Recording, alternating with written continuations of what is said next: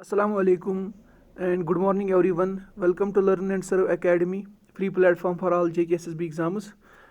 तो जैसे आप सबको पता ही है कि मॉर्निंग में हमारी जो एप्टीट्यूड की क्लासेस होती है, तो उसमें ऑलमोस्ट हम लोगों ने 8 लेक्चर्स अपलोड किए हैं।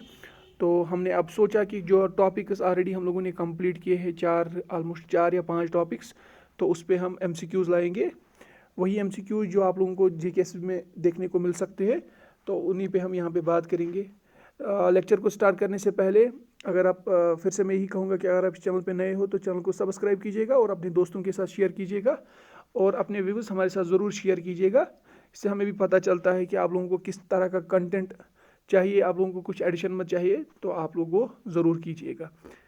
आज का जो हमारा टॉपिक है वो MCQs पे है और हमारा जो MCQs पे रहने वाला है, और टॉपिक का नाम जो हमने पहले ही कवर किया, रेशियो एंड प्रपोर्शन का। और हमारा जो पहला ही क्वेश्चन है, that is in the ratio of a by b, in the ratio of a is to b, A and B are respectively called as. यानी कि अगर हमारे पास एक रेशियो है ए टू बी, जिसको हम लिख सकते हैं कैसे, A divide by B, A and B are respectively called as. यानी कि ए जो टर्म न्यूमरेटर में है उसको हम क्या कहते हैं, और जो बी टर्म डिनोमिनेटर में है इसको हम क्या कहते हैं। ऑप्शन है, first is antecedent and consequent, option B is consequent and antecedent, third is middle and extreme terms, D is none. तो आप लोगों को पता ही है कि जब रेशो में जो न्यूमरेटर में टर्म होती है उसको हम एंटीसीडेंट कहते हैं, और जो डिनोमिनेटर में टर्म होती है उसको हम कॉन्सिक्वेंट कहते हैं। यानी कि option A is our correct answer, B C D गलत है। मिडल और एक्सट्रीम टर्म हम किस में यूज़ करते हैं, प्रपोर्शन में। आप लोगों को ये पता होगा, आप लोगों ने पढ़ा है। हम बढ़ते हैं क्वेश्चन नंबर 2 की ओर। क्वेश्चन नंबर 2 जो है, क्वेश्चन नंबर 2 कह रहा है, if A by B is equal to C by D, या if A is to B is equal to C is to D, then A plus B divide by B is equal to C plus D divide by D is which property of ratio and proportion. Question का जो यहाँ पे मतलब है, that is, पहले उन्होंने वहाँ से ही दिया है कि A by B is equal to C by D, यानी कि ए बाई बी का रेशो किसके बराबर है, सी बाई डी का रेशो। ये उधर से ही दिया है कि ये इक्वल टू है। अब क्वेश्चन बोल रहा है A plus B divide by B is equal to C plus D divide by D. इस प्रॉपर्टी को हम क्या कहते हैं। Option number A is invertendo, B is alternendo, option number C is componendo and option D is dividendo. तो आप लोग इसका राइट आंसर बता सकते हो कि इसका जो राइट आंसर है वो क्या है, वो ऑप्शन नंबर सी कंपोनेंडो है। ये आप लोगों ने इससे पहले भी ऑलरेडी पढ़ा है। हम बढ़ते हैं क्वेश्चन नंबर 3 की ओर। क्वेश्चन नंबर 3 बोल रहा है, the product of two positive numbers is 4752 and their ratio is 11:12, the smaller of these numbers is. Question बोल रहा है कि दो नंबर्स है, अगर हम इनका रेशो लेंगे तो वो है 11/12, 11/12 रेशो है। और अगर हम इन दो नंबर्स का प्रोडक्ट ये लेंगे, प्रोडक्ट अगर हम मल्टीपल करेंगे इन दो नंबर्स को, तो मल्टीपल में आता है आंसर 4752। हम लोगों को बोलना है स्मॉलर ऑफ दीज नंबर्स। अब देखो क्वेश्चन में जो भी क्वेश्चन में दिया है, हम ये बोल सकते हैं लेट जो दो नंबर्स है वो एक्स एंड वाई है। ये हम लोगों ने वहाँ से ही देखा। हम पहले ये चीज़ कंसिडर कर रहे हैं कि जो दो नंबर्स है वो एक्स और वाई है। अब हमें ये क्वेश्चन में बताया गया है कि अगर इन दो नंबर्स को मल्टीपल करेंगे तो 4752 आएगा। यानी कि अगर मैं एक्स को मल्टीपल करूँगा वाई से तो 4752 आएगा। और फिर बोला है रेशो है इनका 11/12, एक्स बाई वाई का जो रेशो है वो है 11/12। और ये आप लोगों को पहले ही पता है। यहाँ पे अगर मैं बताऊंगा आप लोगों को, ये आप लोगों को पता है कि रेशो का मतलब, अगर मैं बोल रहा हूँ एक्स बाई वाई इज 11/12, तो इसका ये भी मतलब हो सकता है, फॉर एग्जांपल एक्स जो असल में नंबर था वो 110 था, और वाई जो असल में नंबर था वो 120 था। और रेशो में हम लोगों ने क्या बताया है कि हम इसको सिंपलेस्ट फॉर्म में रखते हैं, और जब मैं यहाँ पे 0 और 0 कैंसिल करूँगा तो ये 11/12 बनेगा। यानी कि 11/12 हमारा रेशो है। और नंबर 110 120 भी हो सकता है, या नंबर ऐसे भी हो सकता है 1100 1200। असल में नंबर्स ये भी हो सकते हैं, और फिर रेशो में हम क्या करते हैं, इसको सिंपलेस्ट फॉर्म में रखते हैं, जो कॉमन इनको ये होगा जिससे डिवाइड होगा वो हम रखते हैं, और ये 11/12 यानी कि नंबर 110/112 भी हो सकता है, ये 1100/1200 भी हो सकता है, ये 1 ऐसे हो सकता है, या ज़रूरी नहीं है ये 0 में, ये कोई ऐसा नंबर भी हो सकता है जिसको हम जब फिर डिवाइड करके ये 11/12 बन सकता है, यानी कि ये कुछ नंबर भी हो सकता है। अब हमें पता है, लेकिन जो ऊपर नंबर जो यहाँ पे 11/12 है, जो ऊपर इसको मल्टीपल है वही नीचे भी होगा, तब जाके ये जब हम इसको डिवाइड करते हैं तो ये 11/12 बनता है। तो हम मान के चल सकते हैं कि ऊपर भी k था, नीचे भी k था। अब इसका क्या मतलब हुआ कि जो नंबर है ये कुछ भी हो सकता है, ये कोई भी नंबर हो सकता है जब इसको हम मल्टीपल करेंगे। फॉर एग्जांपल अगर मैं k यहाँ पे 4 लूँगा तो नंबर 44 डिवाइड बाई, क्योंकि 11 × 4 इज़ 44, 12 × 4 इज़ 48। अब देखो इट इज़ 4 1 4, 4 1 4, 4 1 4, 4 1 4 बन गया फिर से 11/12, यानी कि k की कुछ भी वैल्यू हो सकती है। ये आप लोगों को यहाँ तक समझ आया। अब हमें क्या बोला गया है कि x/y किस में रेशो में है, 11/12 रेशो में, यानी कि जो असल में नंबर होगा, x जो नंबर होगा वो असल में होगा कुछ 11 इंटू हम कुछ k रखेंगे कॉमन फैक्टर, y को कॉमन फैक्टर रखेंगे हम फिर से 12 की, यानी कि यही k और k जब कैंसिल हुआ तो रेशो बन गया 11/12। ये आप लोगों को यहाँ तक समझ आया, यानी कि x हमारा कुछ नंबर 11 के है और y हमारा नंबर 12 के है कुछ।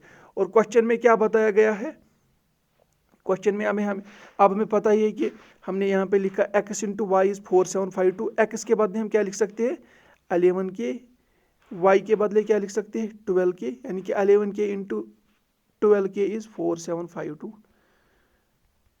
तो अगर आप देखोगे यहाँ पे k × k is k square, और फिर मल्टीपल में है 11 × 12 इज़ इक्वल टू 4752। हमारा k स्क्वायर किसके बराबर आएगा 4752 डिवाइड बाई 11 × 12। जब इसको आप सॉल्व करोगे तो k स्क्वायर आप लोगों का 36 आता है। अब यहाँ से हमें पता है कि हमें सिर्फ k चाहिए, तो स्क्वायर कैसे ख़त्म होता है, स्क्वायर रूट से ख़त्म होता है, यहाँ से भी रूट, यहाँ से भी रूट, स्क्वायर और रूट ख़त्म होगा, यहाँ पे k रहेगा। k क्या हमारा आएगा +-6, यानी कि k जो है वो +6 भी आ सकता है, क्योंकि 6 स्क्वायर इज़ 36, और ये हम लोगों ने देखा है k -6 भी आ सकता है, क्योंकि हमें पता है कि -6 स्क्वायर इज़ आल्सो 36। ये +6 भी हो सकता है, -6 भी हो सकता है, लेकिन आप लोगों को यहाँ पे याद रखना है कि अगर k माइनस आया, अगर k हमारा माइनस आया, अगर k हमारा -6 होता है, फिर x भी नेगेटिव आएगा, y भी नेगेटिव आएगा। लेकिन अगर आप क्वेश्चन में देखोगे, क्वेश्चन क्या पूछ रहा है, the product of 2 positive numbers, यानी कि यहाँ पे ये k जो है -6 नहीं हो सकता है, ये सिर्फ क्या हो सकता है k जो है हमारा ये +6 है। अब हमारा k जो है वो +6 आ गया, तो अगर मैं आप लोगों को बोलूँगा अब x कितना है, x कितना है, x है 11 इंटू, यहाँ पे आप देखो x है 11 k, यानी कि 11 इंटू k हमारा 6 आया, x 66 निकला, y हमारा कितना आया 12 इंटू 6, यानी कि 72। अब स्मॉलेस्ट नंबर कौन है 66, यहाँ पे जो हमारा स्मॉलेस्ट नंबर है वो क्या है, वो 66 है हमारा। मैं अगेन आप लोगों को ये चीज़ बोलूँगा कि इस चीज़ को आप लोग हमेशा के लिए समझना कि अगर रेशो वहाँ से दिया गया है कि a/b का रेशो है 5:4, इसका मतलब ये नहीं है कि a 5 है और b 4 है। ये कभी आप लोग इस कन्फ्यूजन से नहीं, मतलब इस कन्फ्यूजन को दिमाग में नहीं रखना कि इसका मतलब a 5 और b नहीं, ये a कुछ नंबर है और b कुछ नंबर है। जब इनको डिवाइड करते हैं तो सिंपलेस्ट फॉर्म में हम इसको कैसे रख सकते हैं 5/4। अब देखो यहाँ पे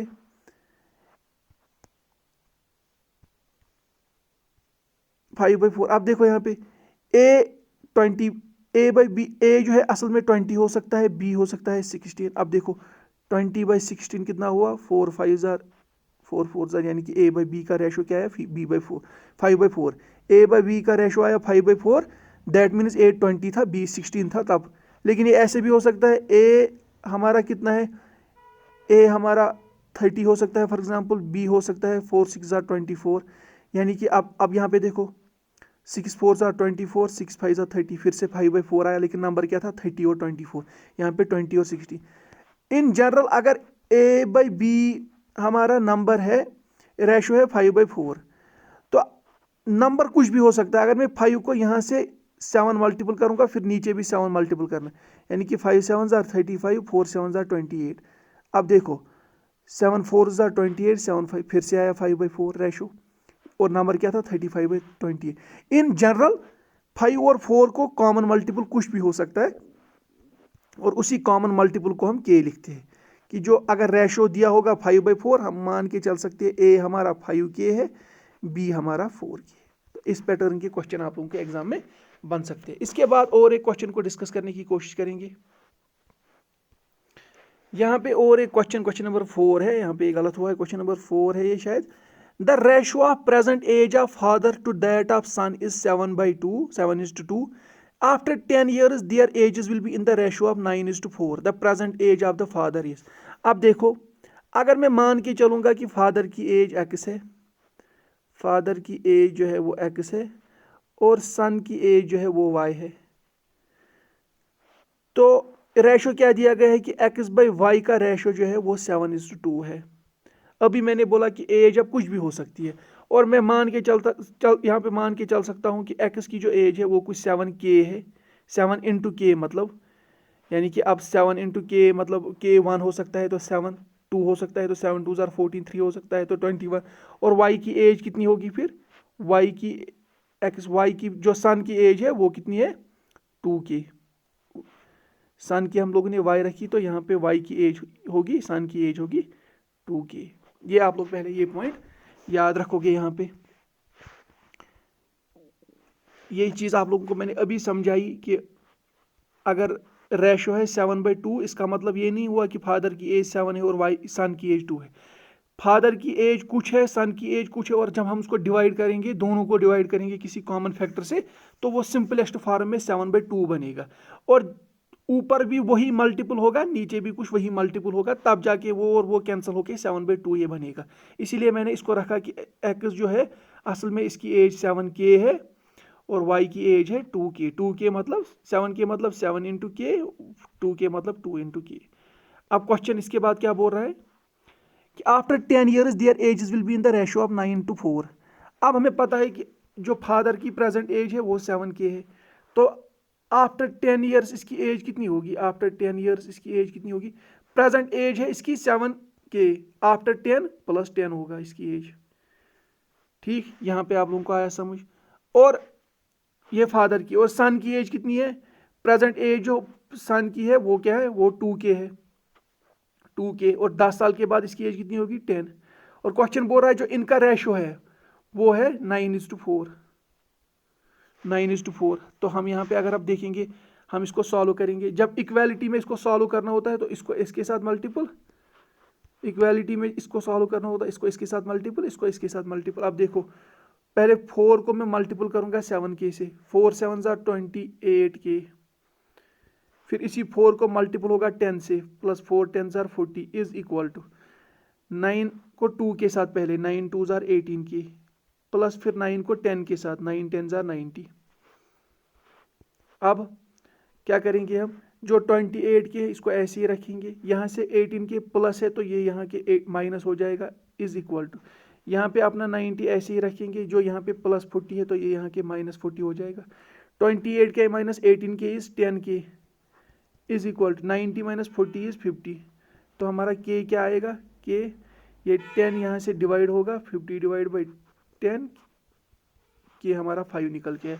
जब हमारा K 5 निकल के आया तो आप यहाँ पे देख सकते हो, हमने प्रेजेंट एज कितनी रखी थी x की, 7K, यानी कि 7 × K कितना हमारा है 10, यानी कि प्रेजेंट एज जो फादर की है वो 70 है, और जो सन की प्रेजेंट एज है वो 2 × यहाँ पे 2 × K की वैल्यू 10 20, यानी कि प्रेजेंट एज जो फादर की है वो 70 है, और जो सन की प्रेजेंट एज है वो 20 है।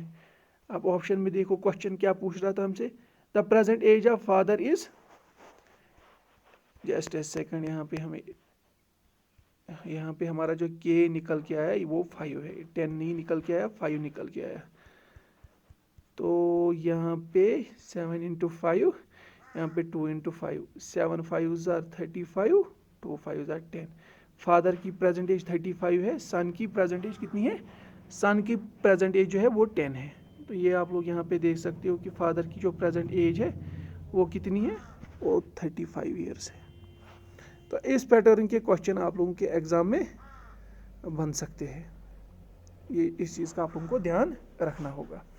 इसके बाद और एक क्वेश्चन को अगर हम यहाँ पे सॉल्व करने की कोशिश करेंगे, नेक्स्ट क्वेश्चन बोल रहा है ए बाई बी, यहाँ पे बोल रहा है कि ए बाई बी किसका, ए टू बी किसके बराबर है 5/7। सी बाई डी जो है वो है 2a/3b। Then a c by b d is a c by b d. अब आप लोगों को देखना है कि ए जो है न्यूमरेटर में है, सी भी न्यूमरेटर में है, यानी कि इसने सीधे अगर हम इन दो इक्वेशंस को मल्टीपल करेंगे, यानी कि ए बाई बी को मल्टीपल करेंगे C by D is equal to, अब ए बाई बी हमारा किसके बराबर था 5/7 मल्टीपल सी बाई डी हमारा किसके बराबर है 2a/3b। अगर हम इसको सॉल्व करेंगे 5 2s are 10 अपना a है, डिवाइड बाई 7 3s are 21 अपना b है। तो इसको अगर आप यहाँ पे देखोगे 10 डिवाइड बाई 21, फिर क्या बचता है यहाँ पे a बाई बी, क्योंकि 10 डिवाइड बाई 21 को हम 10a और 10a डिवाइड बाई 21b को हम ऐसे भी लिख सकते हैं 10 divide by 21 a by b, वो किसके बराबर है 10 divide by 21। a by b किसके बराबर है, a बाई बी हमारा 5/7, a बाई बी हमारा 5/7, that is 10 5s are 50, 21 into 7 7 1s are 7 7 2s are 14, 50/147। क्या है कोई ऑप्शन है 50/147।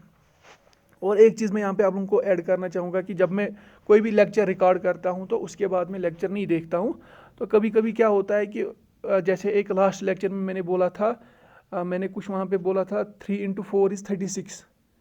तो ऐसी ऐसी मिस्टेक्स होती है, जब आप लेक्चर को फिर नहीं देखते हो तो कभी कभी मुंह से निकलता है ऐसा। तो अगर आप लोग कभी कहीं पे ऐसी मिस्टेक जहाँ पे कुछ कैलकुलेशन में गलत हुआ होगा तो आप लोग कमेंट बॉक्स में वहाँ पे वो क्लियर कर सकते हो। तो ये एक क्वेश्चन था जिसका आंसर है 50 to 147। अब इसके बाद और एक क्वेश्चन को सॉल्व करने की हम कोशिश करेंगे। यहाँ पे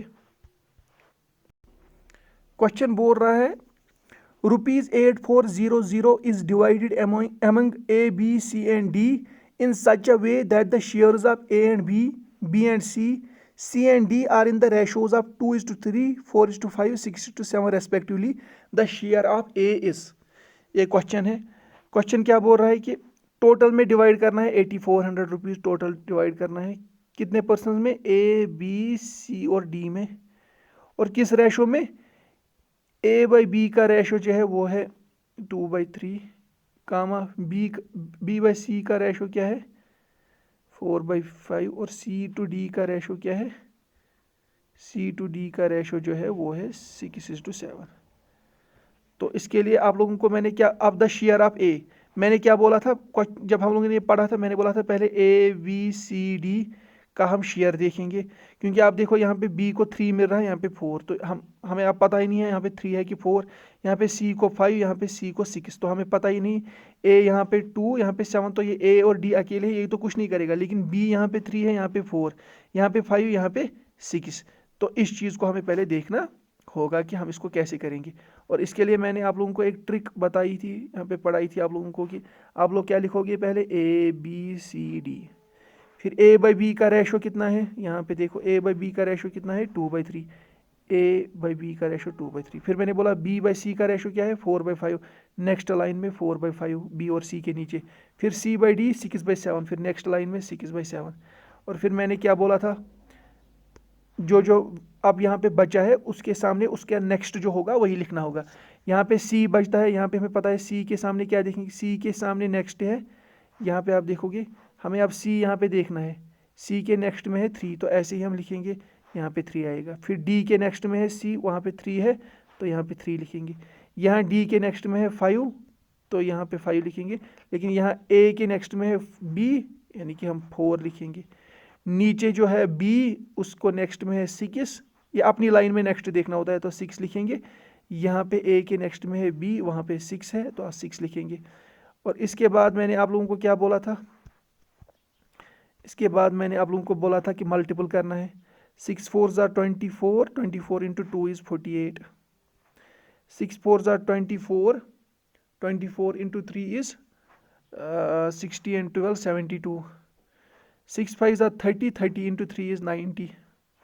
7 5s are 35, 35 into 3 is 39, 30 60 90 15 105. ये मैंने बोला था। फिर हम इसको सिंपल हम देखेंगे, कोई कॉमन डिवाइड मत होगा इसको, तो इसको होगा 3 से 8 4 12 7 2 9 9 5 और 6 3 से सबको होगा 3 16s are 48, 3 24s are 72, 3 30s are 90, 3 3s are 9 15, यानी कि 16 24 30 35 रेशो है।